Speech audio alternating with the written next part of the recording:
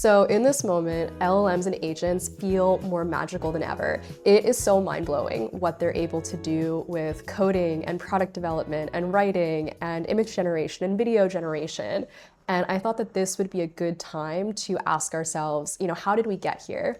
What was that innovation, or what was the LLM breakthrough back in 2017? And how can we explore that in an accessible and memorable way to ground us as we are all off to the races with vibe coding now in 2026? Okay, so what was going on before 2017? This will be a simplification.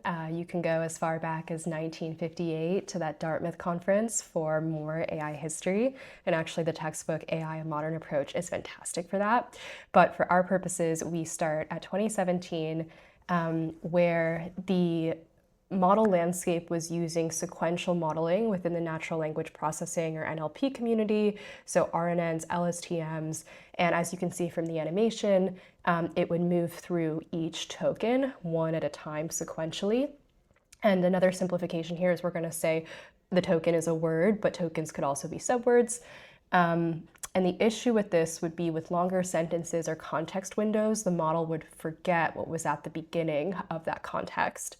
And so the key insight in 2017 was this mechanism of self-attention to let every token attend to every other token simultaneously.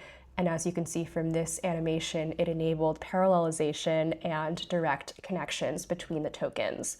So what exactly does that mean? Say we have the sentence, "The cat sat on the mat because it was tired." If our current token is the it, we would be able to, in parallel, the model would understand the tokens within this context and attribute the highest score to cat in relation to it. So cat is the best representation of what it is referring to in this sentence. So the model would understand that. And technically, how is it doing that? It's transforming each token into three vectors. The query, what am I looking for? The key, what do I contain? And the value, what info do I provide? And so we're able to get attention scores with each pair through the dot product of the query against all keys.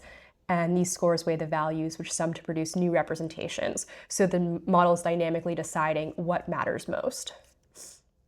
And so in 2017, Google put out their seminal paper, "Attention is All You Need." If you're on Twitter, this has been made into many memes. It's a fantastic title. And what they did within that paper is they had the English phrase, "I love you," and the goal was to translate it into the German translation.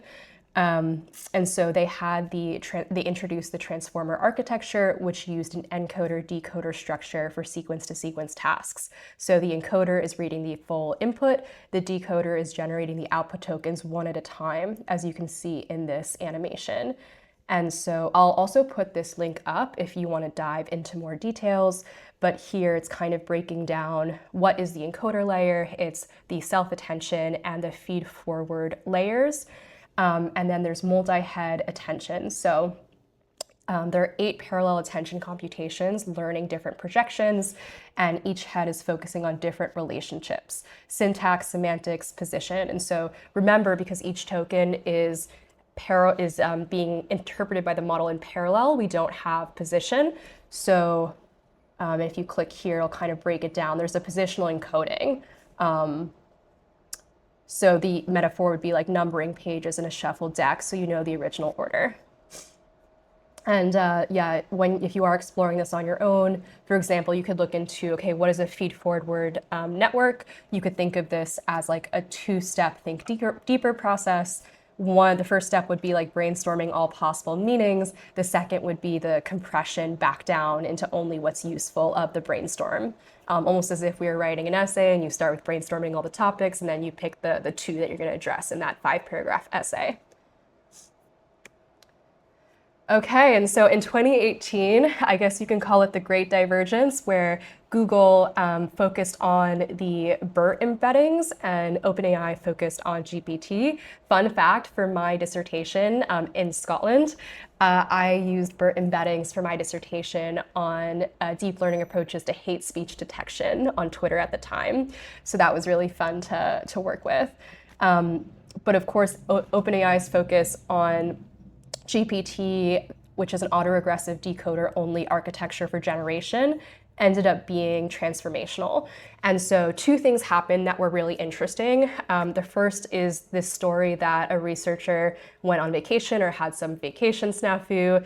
They left the model going, and when they returned, they found that not only did the model memorize what it was being taught, it demonstrated fundamental understanding. And so the problem they posed to it was this 23 plus 47 mod 97 equals 70. Instead of the model memorizing it, it demonstrated that if you put numbers in a circle, you're actually able to step through to get the mod answer or value, demonstrating not only an understanding, but emergent capabilities. And so this idea of emergent intelligence is that these models are now understanding and demonstrating knowledge far beyond what they're being trained on. So they're more than the sum of their parts, essentially. And the other discovery is scaling laws, so that performance improves predictably with more parameters, data, and compute. And this was not obvious a priori. Within the ML community, there's this idea that too many parameters or too large models actually overfit the train set and fail to generalize. But that was not the case here. They led to more intelligence, more emergent abilities, and we're still not fully sure of why that is the case, that they're not overfit. And again, these emergent abilities are across like few-shot learning. So you give it one example, and from there, it's able to generalize to other examples extremely well, reasoning and code.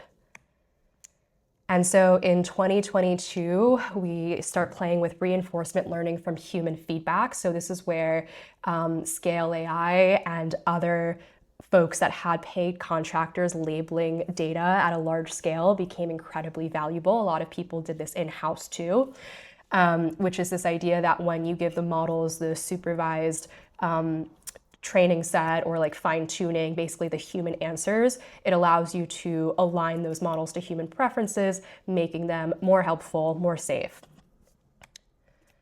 And so November 30th, 2022, we have the ChatGPT moment.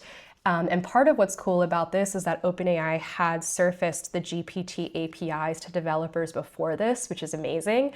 So a lot of us were able to play with it and put it into products. But this is the moment, the watershed moment, where it really exploded onto the cultural zeitgeist. And of course, the productization of these models allows for more RLHF. And so even today, like, why is Claude Code only $200 when this is likely burning through many more tokens and costing Anthropic way more money than the $200 a month subscription is making? It's because we are providing the supervision or allowing for the alignment based on our human feedback to the models.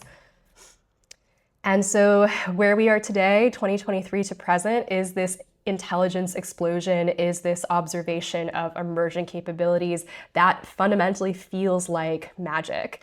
So today's LLMs demonstrate reasoning, code generation, multimodal understanding, and capabilities that seemed impossible a few years ago.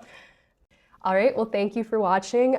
Do let me know if there's any nuance that should be captured here that isn't, or if there's anything that should be represented in a different way. And thank you for watching.